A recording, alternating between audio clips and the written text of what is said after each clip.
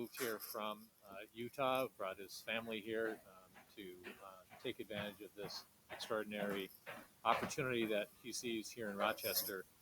Comes to us from an organization somewhat like you mentioned, Greater MSP, earlier in your comments, Mr. Chair, an organization somewhat like Greater MSP, but for the state of Utah.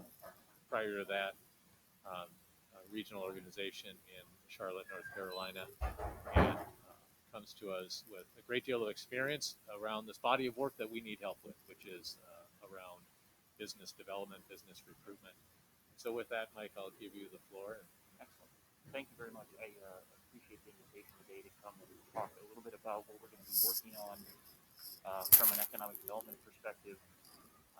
Slides we put together, there's an element of them that are sort of informational or laying the groundwork. Happy to dive deep into any of it and answer more questions as we get into this. So one of the first questions I often get asked is when we talk about site selection, lead generation, what are we talking about specifically? And so we put together this definition that sort of drills down on what we do on a day-to-day basis. So these are typically opportunities we're working on that are multi-market evaluations of a different host of variables that companies are trying to analyze to make an investment decision. And some of the important parts of this, the first one is the multi-market component of it. These are companies that are not just making a real estate transaction. They're trying to analyze a market to figure out where they're going to get the highest and best return on an investment. And our job in the economic development department is to really have the data and information and educate those companies on how this market competes for their project. So there's a lot that goes into doing that well. The second question I've gotten asked as I've talked to people, whether it's neighbors or people in the business community of why I'm here and what I'm doing, is why are we doing this now? Why did DMC decide to launch this? Sure. What's the most difficult question? Sure. You know, it's changed over, I've done this for about 20 years. I would say in the last few years, the hardest question is where are my people going to live? You know, there's a platitude that the three most important questions in a site selection project, the three most important variables are people, and companies solving for real estate, solving for incentives, solving for utilities. In the last 5 years, those variables sort of have dropped on the list of priority, and accessing workforce is by far the biggest decision driver that I face in Utah and that I face in North Carolina. How do you answer? Well, it's typically we'll do a labor analysis and figure out what sort of talent exists in the market, who can they hire away from other businesses, what sort of talent is coming into the market, so who's graduating universities, what sort of workforce development initiatives exist to help upskill labor in a given market. It's not a silver bullet, it's generally working with them across a number of different strategies to find the right people for those positions. You know, there's an aspect of this. Sometimes it's helping them understand that this might not be the market. You know, we've had in my career companies come in that were trying to accomplish a very specific thing from a workforce standpoint, and we did not have a good answer for them, whether it was in Utah or it was in North Carolina.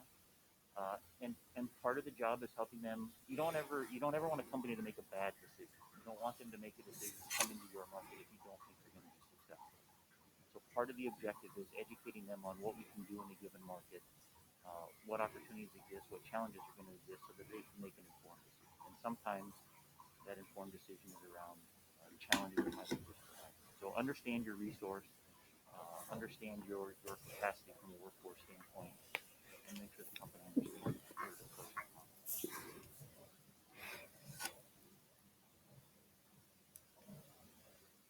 So back to the question of why are we doing this now? And as I thought about this, there are really 4 or 5 reasons that jumped out. The first, and it was a pretty sort of profound realization for me, was the investment that's been made here in all of the infrastructure, both physical and maybe a little more figurative infrastructure, has really got this market from the standpoint of a product, I think, ready to go out and be received by the broader marketplace. One of the hallmarks of my career is I've been in a lot of high growth places where the infrastructure investment has trailed the economic development. And I have a lot of familiarity working in communities where we're always sort of being squeezed for, whether it's transit capacity, your water, sewer, power capacity, all those variables are always in sort of a scarcity mentality. And I think one of the things that's intriguing about this opportunity for me personally is that paradigm seems to have been shifted a little bit, in that it's been very thoughtful to sort of build this infrastructure and build the product, you could say. And now the economic development function is coming on the back end of that. So it's in the first week I was here, it was the thing that sort of jumped out to me as the most different about this opportunity with others I've had in my career. I think the second thing is, as far as why now, is really related to Discovery Square, and there's sort of two aspects of that. There are two almost universal conversations you have with the company when they're looking to make an investment decision. And the first one is who's there, who's come recently, who do I know that's in this market, who made the decision to invest in this market, and help me understand that story. Discovery Square One really affords us the ability to have a lot of those examples of companies that have come in and proven this market. Once you have that conversation, the second conversation is, okay, where do I go? Where does my business go? So having existing products sitting there that is world-class space next to a building that's full of world-class companies really affords the ability to not only tell the story of who's here, but to then provide a really turnkey solution to where that company is going. So the existence of those buildings is significant. I think the third variable is sort of all of the real estate and infrastructure that exists outside of Discovery. So I think that second building provides the company the ability to sort of see their future and how they could fit in this market. That building's not going to be a fit for everyone.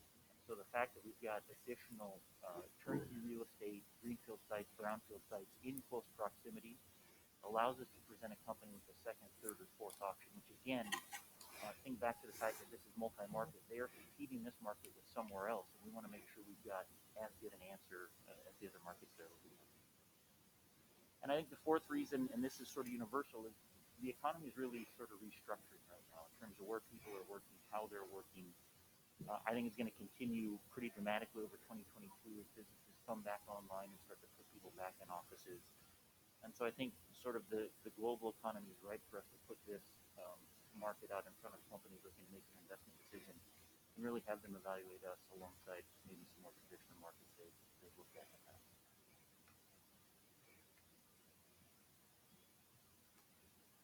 Another question is sort of how does this process work? And so I made an attempt here to sort of put together sort of our workflow. On the left, there's a tremendous amount of awareness building we have to do around this community and the DMC concept and what we have to offer here. In my first month of starting to go out and talk to the market about what exists here, I'd say that the universal is there's just not a lot of familiarity with what we have to offer. So I think there's going to be a lot of awareness building on the left. When we do that well, companies will start to call us with project opportunities, allow us to compete on those. We'll put those into a project management process, engage in some back and forth with research and site visits. Definitely early conversations about incentives and what the state and local do. And then if we do that whole process well, these things typically resolve either with a win, which is a company making a decision to invest here, a loss, a company making a decision to invest in another market they considered, or a drop, which is where the evaluation sort of gets them to the point where they make no decision, or they decide not to make a decision, decide not to go in. So, could I bring the mayor in for a second? yes. Yeah, Mike, can you address one of the issues that we could have, and maybe you have a perfect answer for this, but one of the things that I've heard before when we've talked about bringing in a certain retail store or restaurant is your market's too small, you only have 122,000 people that live in Rochester. And I'm hoping you'll be able to share our story well enough, and maybe you can tell me how you plan on doing this, and I assume you thought about this. We talked about it, a month or two ago when we were here. How do we sell Rochester as, even though we're a smaller but growing town, that we're the place to be, and that we have the workforce? I know we have the academic numbers to show we have a very talented and very smart and highly educated community.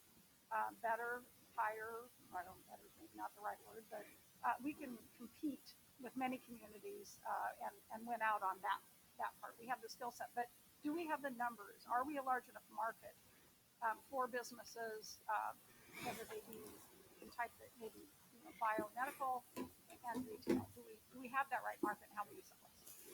So I think I would answer that two ways. One One is we have to define what that market is. The county has a certain population, the city has a certain population, the Fort County MSA has another population.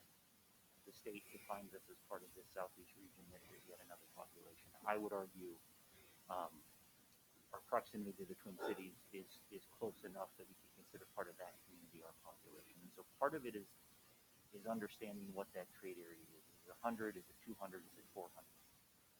The second thing is, as we compete, as we proactively go out and look for projects, making sure we size those deals appropriately. We're probably not going to go to pitch a 4,000 person project. It's not going to make sense for them. It's not going to make sense for us. So part of it is sizing our business development, our outreach effort. I would say there's a rule of thumb that you typically want 1,000 employees for every, or excuse me, 1,000 population for every one employee. And some people ratchet that down to 500, but there's generally a given market can compete effectively on a certain size project. One of the things that I have to learn, I think we have to figure out here, is what does Mayo do to skew that number? I have not worked anywhere like this where you've got an institution like that sort of in your backyard. My guess is for certain projects it will help us compete on larger deals, bigger opportunities. How that impacts against retail. I think there's some homework we have to do, and we have to sort of learn some of those answers. But I would say there's two things. One is how do we define our labor shed, and two is let's make sure we're competing on the right side of the project. And I appreciate that, and I appreciate the answer, and thank you for that. You've obviously put some thought into this. And I would say the other piece is we do have the 3.2 million visitors that are a unique type of visitor, some of which stay here a long time, and to link that into your pitch. Absolutely. And then the other thing I want to say is this is my personal pitch for HighSpeed Rail between the Twin Cities and Rochester, so that Twin Cities market is indeed easier to sell people, that we do have access. Not that we want to steal them, but we want to share the opportunity with them. Go ahead, Paul. Yeah, Mr. Chair, I would just agree with that. And I know, for example, talking with the folks at Greater MSP, they want to include Rochester in the larger region, and the ability to pitch the educational institutions, the university, major land grant university, and I know they've got a campus down here. I think those are all part of maximizing, the pitch to folks in terms of a particularly workforce, being able to draw folks from the Twin Cities and workers from the Twin Cities and all of those small colleges in the region. I think that's all part of the pitch. So I assume that really this is kind of a version of Greater MSP being built kind of within the DMC. And I'm assuming that we are kind of collaborating with them, and again with DEED at the state level, where they also are trying to pitch the state as a whole. And I know the state obviously hugely values the DMC effort. So Yeah, I don't see the competition for us being inside the state. So it's the Austins and it's places outside of this market that are going to be the other ones on the list. I think we're selling the state. Again, I think we're selling, I don't know if it's 10 counties or 15 counties, but my plan as we go out and talk to companies is to talk about sort of the state as the product we're selling. The site might be in Rochester, it might be in sort of the DMC footprint, but the product we're selling is the state. Sometime if you find yourself in San Francisco, hop in a car at rush hour and drive to Silicon Valley. Now compare the drive to here, okay? Yeah, exactly. So if Silicon Valley can attract workers because they can go to San Francisco, we can absolutely attract Rochester because Minneapolis is more fun than San Francisco, but that's a personal opinion. I do think one of the things that that we are not doing is the idea that sometimes the way to expose many people at once in these fields through the convention business. Having worked a lot on conventions in Minneapolis, St. Paul, we would, when we talk to medical conventions, talk about the proximity to Mayo Clinic. I think one of the things we're missing is to having two convention operations talking about hybrid conventions, where actually they're being attracted to the very large facilities in Minneapolis, St. Paul, and coming down here for part of the time too, selling that idea of a medical ecosystem. We can do that one-on-one. You're making my case for HighSpeed Rail. I just want to. That is Thank you. no, I mean it definitely is a part of it, but we don't have to wait. We should be, and this is something that I brought to the greater MSP points and also raised with the Convention Visitors Association. I know that's scary sometimes for Rochester, thinking we want the whole convention, just as it's scary for Minneapolis-St. Paul to say we want the whole convention. The fact of the matter is, if somebody is going to have the major bio conference in Boston or San Francisco, there is a facility that can serve that in downtown Minneapolis, but we can bring those folks down here. So I think we ought to wrap that convention and visitor experience in, because it's very much a part of putting places on the map. Go ahead. I'm sorry. Member Campbell. Well, Mike, welcome. It's great to have you on board. I look forward to meeting you. I just want to underscore and reinforce the importance of the investment in the lead generation. I mean, we've got a sales job ahead of us, and Mike's now on board. Mike, it was really good to hear you say that you were surprised that we had already done a lot of the hard work in the infrastructure. That was unique to your previous experiences, and that's true. We do have a lot of that behind us. But what I'd really like to have you do for our next meeting is I'd really like to hear what you think the target market is. I'd like to hear your sales pitch, which would include the competitive advantage of why Rochester. Absolutely, and that's something we're working on. We've got the framework of a program for next year built, focusing in markets that are high growth, primarily life sciences, healthcare markets, starting to frame out sort of what I would call our 10-slide elevator pitch. What are the most important things for a company to know about this market? Again, from what we can start to get on the list of something to do. Where our deals going to come from, I would mention this is sort of historically in my career where deals have come from. I don't think this will be the breakdown of where we see deals in this market. Company direct, that usually is the result of a lot of awareness building. So companies start to understand your market, start to understand the economic development function that they will proactively involve you. I think that's a good thing. Location advisors, these are people in the country to help companies move around. Again, that's about quarter to a third of our deals in Utah, North Carolina. As I've started to talk to some of these professionals, they're not really aware of this function, but it takes some time to build that. In-market connectors, like the outside resource of management, feeding us opportunities for deal flow. Proactive outreach, that's sort of the idea. We start to screen companies and nothing to hold the talk to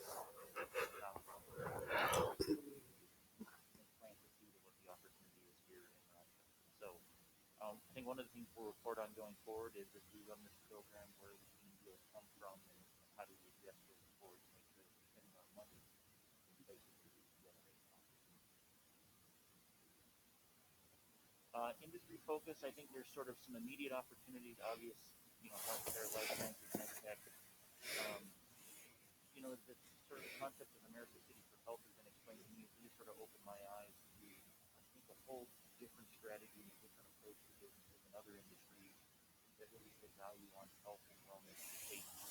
I think about some of the projects I work on in other markets, food and beverage. We're trying to target more head value propositions built around health. There's a lot of outdoor product stuff in Utah, and there's a lot of companies out there with their value propositions for health and safety. I could see a universe where we can compete very effectively here, given this is America's City for Health, given the down the pathway. So immediately, I think we'll focus on some of these low-hanging fruit areas, but long term, I could see a strategy that really wraps around a lot of different industries. Metrics, some of the other things we'll talk about. One is obviously contacts. How many companies, consultants, connectors, how many people are we out in front of? The first couple of years, we're going to have to do a lot of it. Just tell them what the organization is, what the how we're structured, what the partnerships are. We really just have to pound the message of what the organization is in a lot of different avenues. To do that, we'll start to have some of these new projects start. How many companies are coming to us with we sourcing those deals from? What are the decision drivers, the real estate players, the workforce play? And what does that pipeline look like? We'll report a lot of activity-based metrics for how many sites are we submitting, how many RFIs are coming in, site visits, incentive applications. And then ultimately the goal of this whole thing is how many amounts of jobs and revenue which they capture with all the things that way, activity. So we'll build the dashboard once we start to generate some activity that really hits on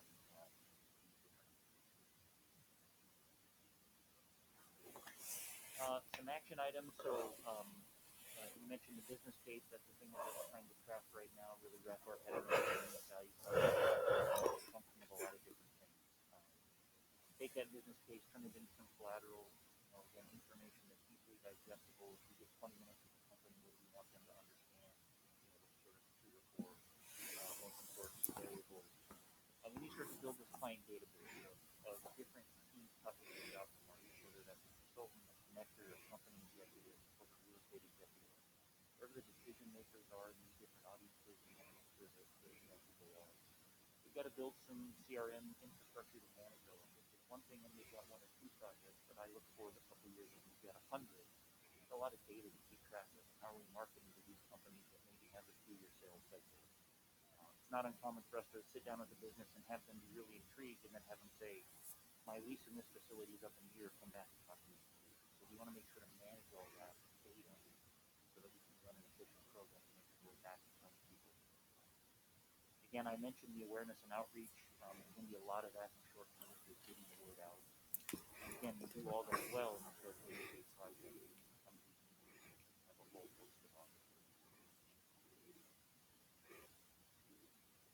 The next 90 days, define the value proposition, document the business case, begin designing some of this high-level collateral. Again, you're never going to win a project, you're never going to solve a deal with your collateral business case, but what we want to do is open the door. Build out, we want to begin outreach. We've already started some of that. I've probably had a dozen conversations with people I've worked with in the past, primarily on the consulting side, but we want to move that into targeted programs.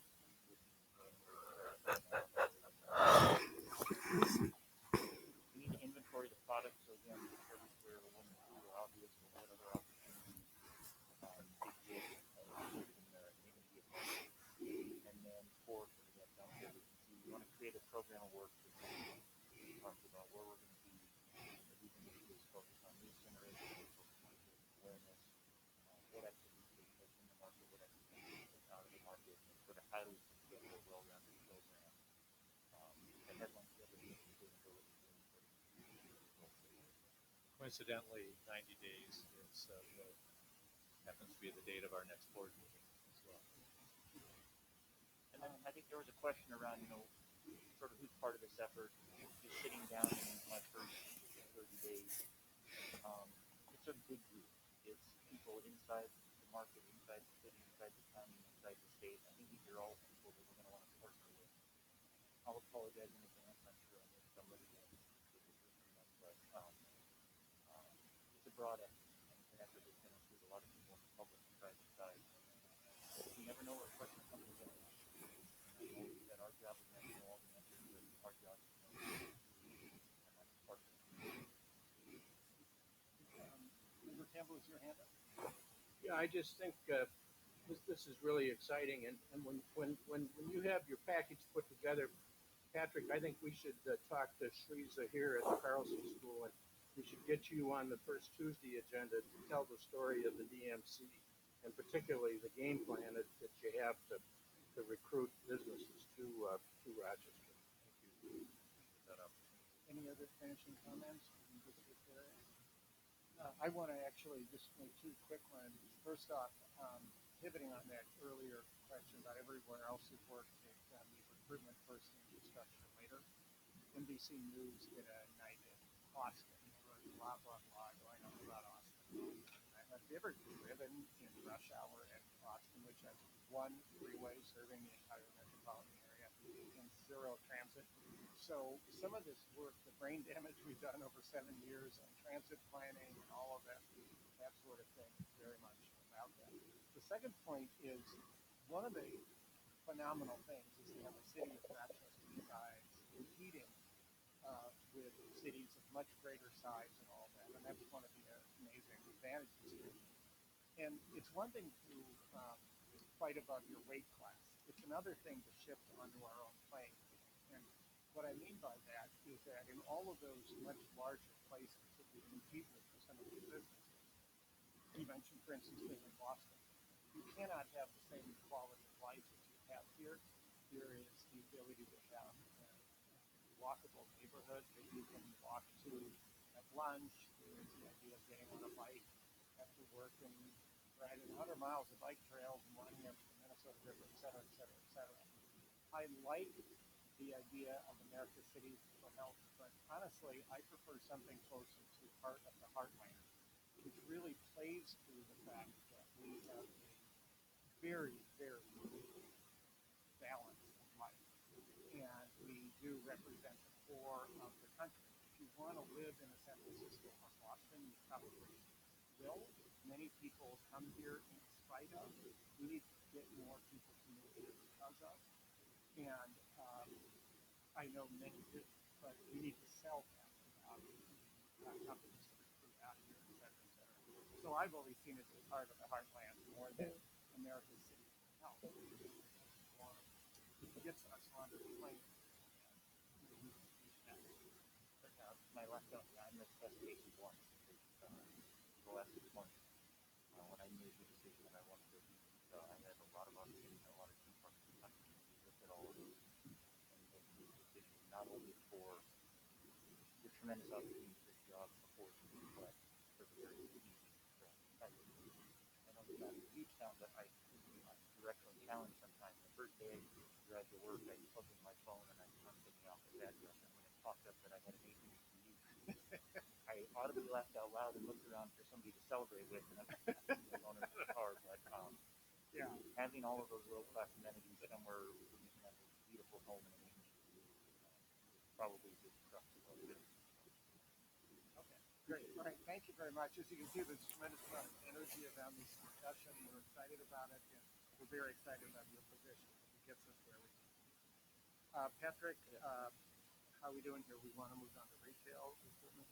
Remarkably, we are spot on time-wise. Not an accident. First time I've ever uttered those words. Me too. So with that, I would like to welcome Chris Schatt back to and Cindy Steinhauser from the city of Rochester to the table. Chris, who presented earlier about Discovery so long. Square, and he has, many of you know, he is a scientist by training. He's an executive on loan to us from Mayo Clinic, and he's been leading our Discovery Square effort. And of course, who else but our lead scientist at DMC would I choose to take the lead on our retail retention and recruitment strategy? None of us anticipated when we began this work, or at least I certainly didn't, that we would play such an important role in helping to support downtown retail and to grow and expand the downtown retail. Chris has picked up that mantle and has led our team and led a community process in building out a strategy with, of course, the encouragement and support of this board. And before, Chris, I do that, Cindy Steinhauser, Deputy City Administrator, you will see more and more of her as she takes on additional assignments in the city. And in particular, she will join us in our presentation about the work we did together for the Deed Main Street grant application. So, Chris. Right. Well, thank you. I'm back again to give you an update on the retail retention and recruitment strategy. And the order of the title there is intentional. Our focus is on retention and recruitment. We want to make sure that we can do what we can to support businesses that are already here. So at a high level, our objectives is to execute a strategy that supports a vibrant downtown and retail experience. Again, all about the experience for residents, visitors, downtown employees, so we can support the growth of those who are here and those who want to come here from a business perspective. There's a lot that goes into running a successful retail business, and not everything are we able to support or directly impact, but there are some things that we believe with the strategy we can support and directly impact, that being the space, the entrepreneur support, the customer base, and capital. And so the strategy that we have developed or are developing touches on all of these things. It's not all encompassing. There's some things that we're not able to directly impact, but we are in the space where we think we can have an impact.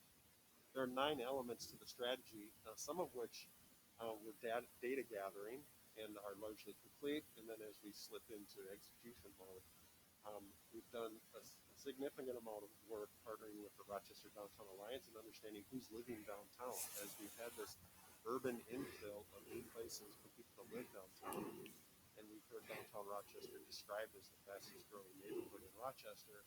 Well, what does that mean for the businesses that are already downtown? What does that market look like? How much money are they making? How old are they? What are their motivators? We needed to understand that. We also wanted to compile a lot of data about Rochester and about downtown Rochester to develop retail marketing collateral. And so it's materials that we can take out into the marketplace to talk to businesses that might consider an inventory of available space, a retail gap analysis. So inventory of available space, we have some space that is now available. What is that? Who are the brokers for that space? Understanding the gap analysis. What do we have? What are we missing? What are our customers, broadly defined, telling us we need? The broker-owner relationships are really important. We see the formation of stronger collaboration between brokers and owners and retailers. Access to capital, we're going to talk about in just a little bit. Cindy around the Main Street grant, marketing, recruitment, activities. That would be a companion to what Mike has been describing more in the technology space. Interim uses, retail creative program is something that we contemplate. We get this question a lot of what's missing in downtown Rochester, and we wanted to hear from a lot of different kinds of individuals when we asked this question. We got input from residents, both downtown residents as well as the community, with help from the RDA. We heard input from visitors. We heard input from the current business owners as well. And then we had some external consultants. And we didn't give a list of, is this missing, yes or no? It was an open-ended question. And we binned them out. The top chunk are those where universally we're hearing across the board, this is a gap in what we have in downtown Rochester. And then, Because that's a little hard to read, could you just zip through that real quick? sure. Especially for them. Sure. Top to bottom essentials, including pharmacy. So those are those day-to-day items that one needs. Footwear, tech and service. So my phone is broken. Where do I take it? Apparel, both family apparel, value apparel, and luxury. So all categories. Food and beverage, quick serve. So quick and easy things to get, not just over the noon hour, or not just at the traditional dinner hour. Both healthy food and comfort food. We heard both of those. Fitness, so a place to work out for people who don't have access to that. And we heard commentary earlier about the Chateau Theater. Entertainment was high on everybody's list, so a place to go and sort of get away from things for a little while. Those are the ones that we're doing universally across the board, that there's opportunity there. And that might be opportunity for existing retailers to adjust perhaps a little bit, or might be opportunity for new retailers. The yellow chunk there is those areas where 3 of the 4, and that's a bookstore, cosmetics, value grocery, locally crafted, locally created things from mementos, artisan galleries, a broad category of department store. Target came up frequently, Target Light came up frequently. Salon and spas, and then interesting enough, drop-in workspace for people who are visiting. They have to work while they're here. They'd rather not do it in a hotel room. They'd like a place where they can drop in and do that with. And having an excess of available office space seems like that's an opportunity. The third category is athleisure, sports and outerwear, professional apparel, home and home furnishings, and kid-friendly clothing and goods. So just maybe to punctuate, if we go back to the early conversation we had about experience, those in green would be where all major categories of downtown users would say they're dissatisfied. They're as an experience, whether you're a resident, a visitor, or a business owner, or somebody who understands downtown's marketing. Um, those would be universally, so everybody said this is a dissatisfied with those three. So if we're going to be focusing on sort of key opportunities, it's probably in the green where everybody feels there's a problem. And I feel compelled to say it's not to say that if it's in the green, we don't have that, or it might be that we don't have it in sufficient quantity or sufficient variety or options. Because we do have some of those things in downtown Rochester. It may not be everything that everybody is looking for. So it's not necessarily that it doesn't exist, but it doesn't exist in sufficient quantity or variety. And again, this is not our opinion of what's missing. This is what market research of people telling us what they feel is missing. Yeah, and I just want to add the kind of the value grocery and the Target Light department store concept. I work with the Mayor's Youth Council, and the university students in particular have raised those issues as very key for them. And while we may say, living in town, if you have a car or money for Uber or our car, I'll just drive out to name the place. They don't have that option, and so I'll just raise that here. That's a big complaint concern that I hear now for years. Thank you. Yeah, I heard many of these things during my campaign, and I was just in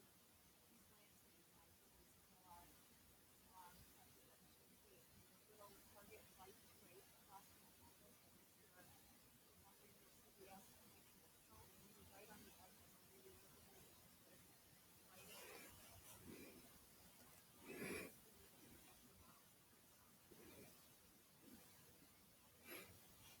Moving on, the marketing collateral for attracting retailers. So we've contracted with White Space, a local firm, to help us develop this material along with the retail consultant Liz McClay out of Twin Cities with deep experience in the retail world. And it's really material that tells the story of why downtown Rochester. It's about 15 pages. It's high quality. It will be available both digitally and print copy, and for anybody who wants to put this material to work. It could be brokers or property owners, anybody who's advocating for the city and saying, here's the reason why downtown Rochester is a place to be. When we give out the digital versions to the brokers, they have the opportunity to customize it with information about their specific properties. So we think this is an important piece of collateral that help tell the story of why downtown Rochester is going. Next steps then, distribute that collateral, develop a marketing and recruitment campaign, strategic use of the Main Street Capital Funds, which we're going to be hearing about in a short bit here, convene this collaboration with the owners, explore interim use opportunities. So we have vacant storefronts, we have vacant lots. How can we put those spaces to use? And that's two different kinds of uses, but it's two different kinds of opportunities, both the storefronts and the lots. How do we temporarily use those, put them to work to add vibrancy while creating opportunity, perhaps through a retail incubator sort of concept? Think of business incubator, but focus on retailers. It's a difficult, challenging model to make work, but it's one that might be worthwhile to create opportunity for businesses and to develop the metrics of success.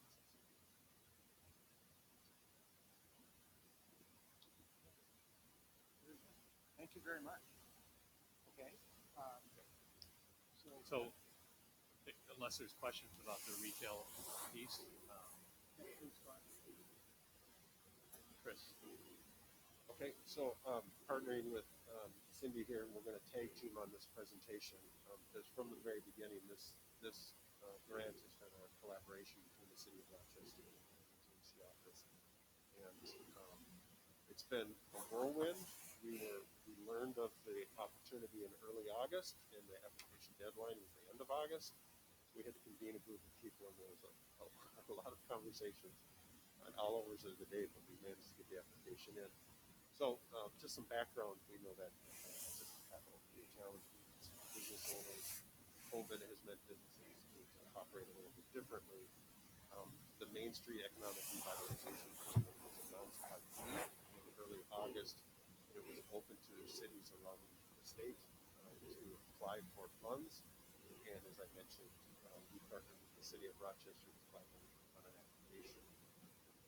The mechanism is such that the awardees are given the funds from deed that then get dispersed out into applications. That's what we have. Before you go any further, I probably should have set this up more clearly to explain this initiative, which was born out of the Minnesota State Legislature and the governor and DEED to provide resources to communities recovering from effects of COVID, civil unrest, other trauma, if you will, following March of 2020, and it's available to communities around the state. A pool of $40 million total that was available in this first round, and another $40 million available in the second round, which is in March. And so when we submit it, and it comes with a significant set of guidelines in terms of how funds can be used, and I'm sure Chris will cover that.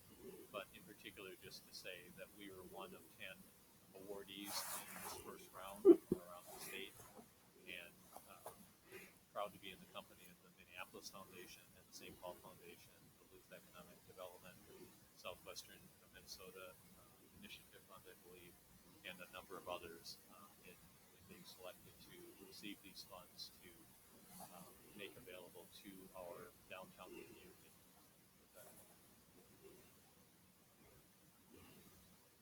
And we sought this because we know that we have the capability to provide infrastructure funds for large projects. That's what we've historically been doing as an organization, going through our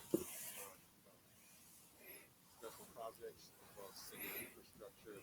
But there's also investments in smaller projects to achieve our mission as well in targeting underserved communities and supporting small business owners.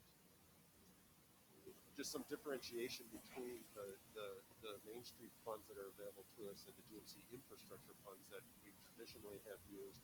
We have a $3 million grant that's available to us, and they're capped at a maximum award of $750,000 each. These have to be dispersed for the Main Street fund that will be dispersed by the end of 2024, and projects have to be completed by the end of 2026 versus the infrastructure fund that's very low. The service area, which I'll show in a moment, it's actually a subset of the DNC District. We really wanted to focus on the core downtown to really maximize the impact. There are eligible uses that are specified by deed, as Patrick mentioned, just as our infrastructure funds are eligible for certain uses. Prevailing wages are required for the project. There is a match required for the Main Street funds, a 2-to-1 match. So for every dollar an applicant is asking for, they have to raise $2 from some other source. And there are targeted recipients that are specified by the deed Main Street grant. This is just a quick look at the two districts, and the green is our DNC district, and the yellow boundary is the Main Street revitalization program zone. So you can see it's a subset within the DNC district, really focusing on the core downtown. And I'm going to hand this off to Cindy to talk through the rest of this. Good morning. Thank you, Chris. And let me begin by saying what a pleasure it was for our city team to work with the DMC to partner on this particularly because we did a great job leading with Josh Johnson on our team, as well as support from human rights.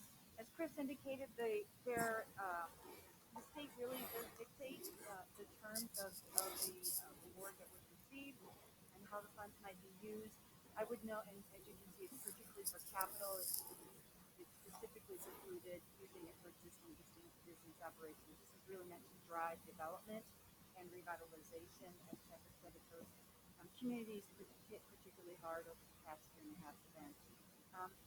During this process, we were able to identify a dozen or so active conversations of projects that need something to help get them over the finish line, and so that clearly helped us in our ability to demonstrate the need for the receipt of these just over $3 million.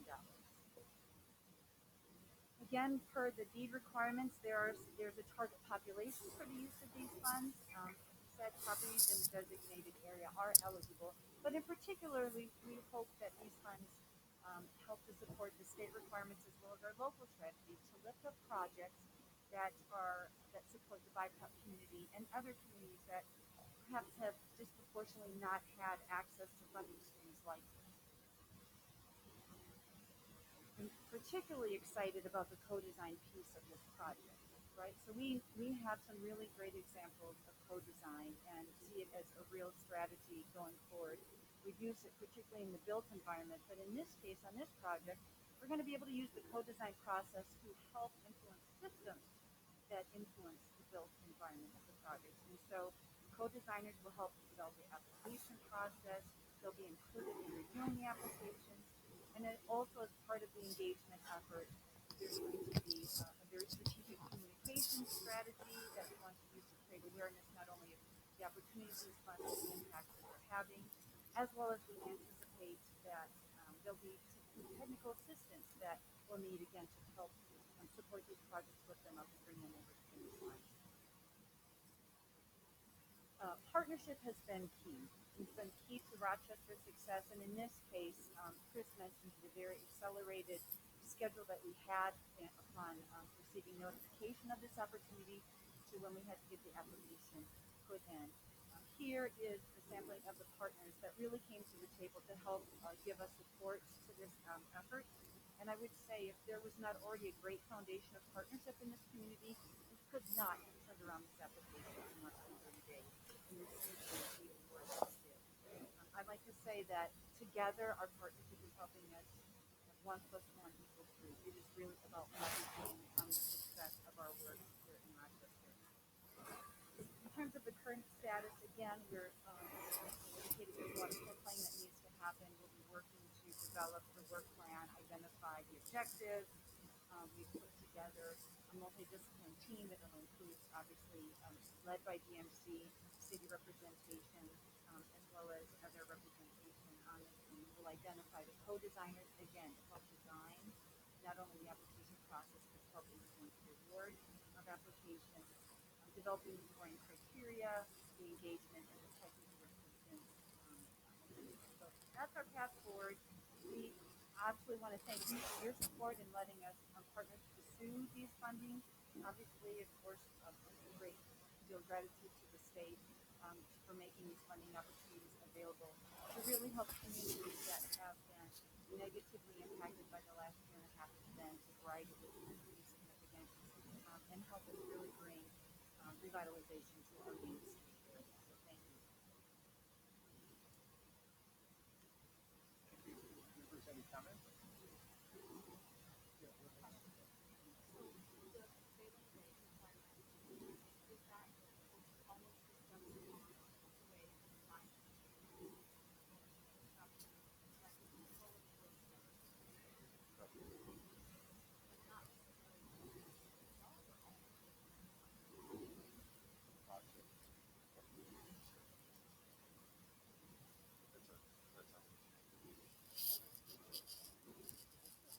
Just a comment, just more on kind of the overall, really good presentations and really good work. And when I think about, one, we're actively engaged in industrial and business with people. We're actively engaged in retail recruitment and retention.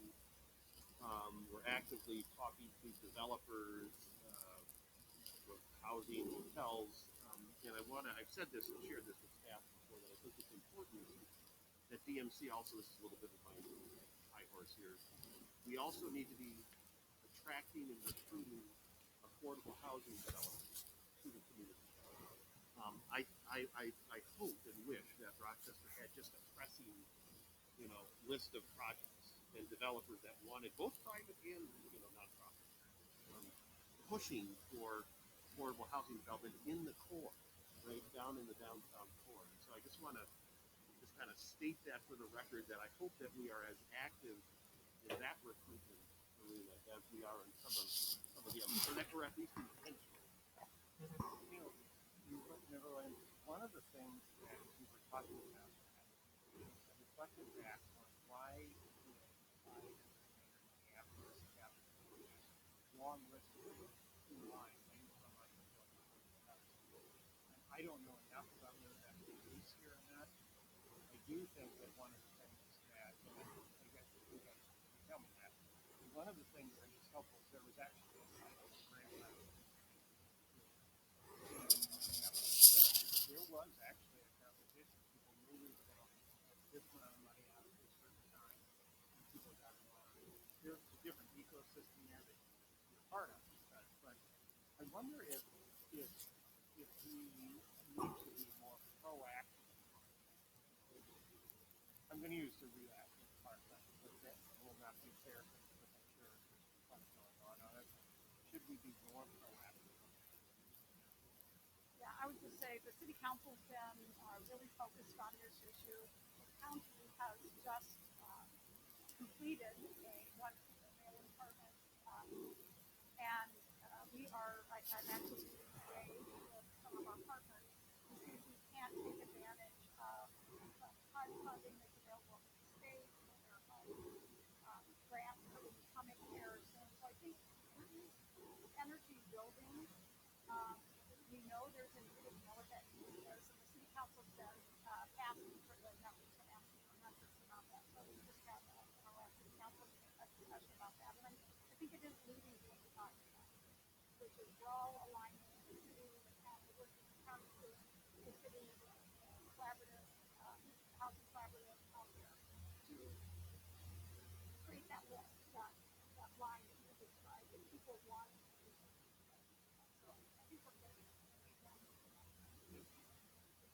Yeah, the county's always been involved with supporting affordable housing. And Tuesday, I don't know if you're aware, we just passed a new program that came up with Commissioner Flynn. It's GAIN, and I don't know what that acronym stands for. I can't remember anymore. But we took $5 million of the COVID money that we've received from the state and federal, and we're offering basically $10,000 forgivable loan for housing, lower income housing, throughout the county, targeted in small cities, and also I think we have 200 applications for the city of Rochester. So we realize there's a problem. We can't solve a lot of this by ourselves, but it's good that we bring that up. It's because we can't house people. Well, and sure, because part of as we go through this wonderful redevelopment opportunity here, and again, driving this morning around, I mean, it's impressive that the new housing that's down here, the opportunity to integrate that with affordability, I think is that's the opportunity, because again, the market, what we've seen in Minneapolis, in fact, is a heavy. If you let the market build it, they will build it right in kind of glass towers, and you won't get, if you're not intentional about it, you won't get anybody.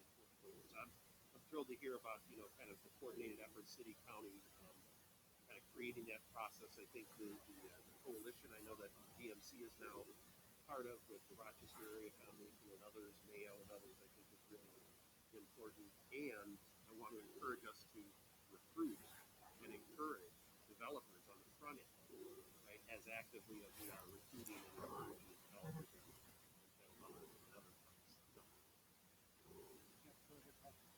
Thank you, Mr. Chair and Member Williams, for raising the point and the comment. And I think it now occurs to me we have two major agenda items for our February meeting. One would be the presentation around the team of effort going on with the affordable housing and the role that we are playing. I will, at that time, I hope to be able to also introduce a staff person that is supported by a McKnight Foundation grant. That is a position that is around equitable economic development, whose part of their role is specifically around helping us look at development through a lens of equity.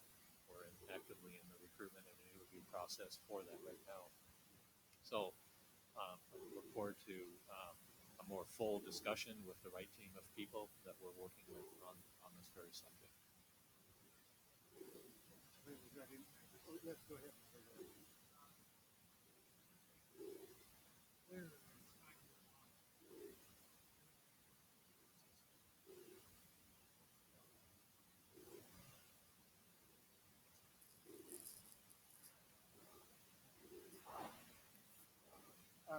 Just to finish on this, one of the things, from what I understand of this program and what we can do, this is something that I think is this additional tool, us in coalition, an additional tool to really surgically focus on the smaller business in a really good area. And I think that idea of who in this thing, and earlier, very quick reference you made to the global market, which is an incubator essentially for emerging businesses that reflect a broad swath of population, not just population, diversified, and the idea of sending from somewhere else or from here coming to a place where they can see these businesses relevant someday to be full restaurant.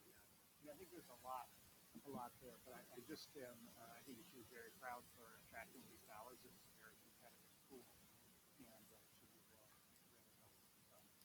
With that in mind, I'd like to propose make a motion to amend the EDA as a Main Street Economic Revitalization Award and authorize.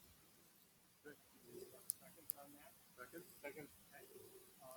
Kathleen, please call the roll. Yes, Chair, here. Aye. Campbell. Aye. Carl. Aye. Doherty. Norton. Aye. Ryback. Aye. Wheelock. Aye. Williams. Aye. Chair, there are 8 yeas, no noes. Great, thank you very much. We left some time at the end of this meeting for questions that anyone wanted to raise on some things that were in the packet. So part of the city, the riverfront, transit corridor, the link, I think, the district energy, the Ignite Foundation grants. Patrick, my understanding is the intent here is to have a set anyone pull any of those items and talk about it. Yeah, absolutely. We wanted to provide the space for any conversation or questions that you might have. So it's open season. I would just like to raise a question on Riverfront. Can we just get a general update on how things are going? I'm asking that question because I recognize there's a lot of discussion locally about that. I just want to keep this elevated with this group because there's a lot of opportunity there. I also want to be mindful not to have this body jumping headed for the local bodies are especially the city on how we're looking at the riverfront and all that. But to me, it's one of those things that should keep elevated here because it was definitely part of our early vision. It's a great opportunity if there's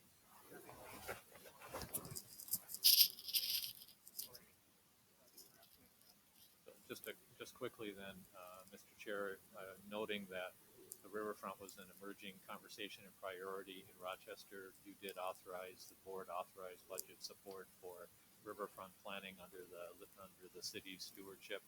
We hosted our annual meeting on the riverfront as a way for a conversation starter to get people thinking about the potential of the river. The city, under Cindy Steinhauser's leadership, has retained a consultant to support the planning process. And Cindy, I can give you the floor to give further updates. Sure, absolutely. So thank you for the question. As Patrick indicated, we have retained a consulting firm, Gamble and Associates. They're out of the Boston area, but part of the team includes representatives from minority businesses out of cities who will specifically be involved in the engagement process and leading our team of co-designers. We have the team actually here today and tomorrow. So over the next 2 days, they're here for their first exploratory visit, if you will, to Rochester. And it includes some early preparation work, level setting, the work that's going to be happening over the next 6 or 8 months, meeting some of the, getting some initial input from the community, walking the sites, understanding the relationship of the Riverfront Reimagined site, not only to historic downtown, but also to the riverfront, as well as the relationship along the riverfront corridor down to the other riverfront site that you invested in, the downtown southeast small area plan that was adopted earlier this year. So we have them here for the next 2 days, meeting with an assorted group of leadership here in the community, and we're excited to see the project carry on, and thank you for your support. I would also just a companion to your other investment in the downtown southeast waterfront site. Work continues on the infrastructure design of Sixth Street, which is an important piece of the next phase of the eventual redevelopment of that site. So, Could I just say that as you're doing that, I'd love there to also be some thinking about the river itself, not just the land around it. I had an experience this summer. I've had a learning experience with the river. I was on paddleboard and stick it out there. And on coaching, I didn't really understand, at least at that point, the water wasn't consistent throughout the whole place, and I would have been marooned in the middle of the river. But setting expectations on what you can do, and maybe creating opportunities. Maybe there's in the winter, when we first were doing this work, some folks from Buffalo came in and showed us some fantastic things like ice skating, etc. And I just think that